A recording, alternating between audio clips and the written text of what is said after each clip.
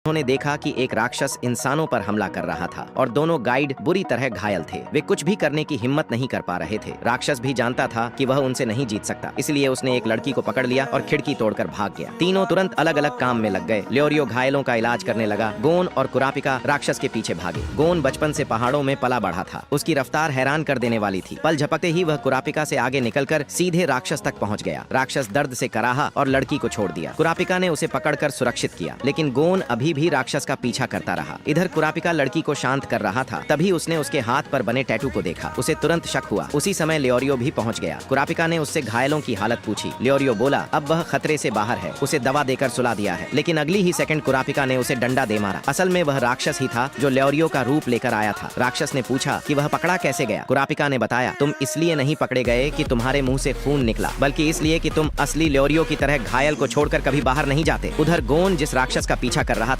वह असल में दूसरा राक्षस निकला, पर गोन ने हमला नहीं किया। राक्षस चौंक गया और उस पर हमला करने ही वाला था कि गोन ने कहा तुम वही राक्षस नहीं हो, तुम दोनों की शक्ल अलग है। राक्षस यह सुनकर हंस पड़ा और बोला तुम लोग परीक्षा पास कर चुके हो। असल में यह भी हंटर परीक्षा का ही हिस्सा था। कुरापिका ने अपनी ध्यान देने की क्षमता से परीक्षा पास की। ल्योरियो ने घायल आदमी का इतना अच्छा इलाज किया कि डॉक्टर भी हैरान हो जाए, इसलिए वह भी पास हुआ। और गोन ने अपनी स्पीड और तेज नजर से परीक्षा पार कर ली। आखिरकार तीनों को असली हंटर एग्जाम में भाग लेने का अधिकार मिल गया और वे अगले चरण की ओर रवाना हुए।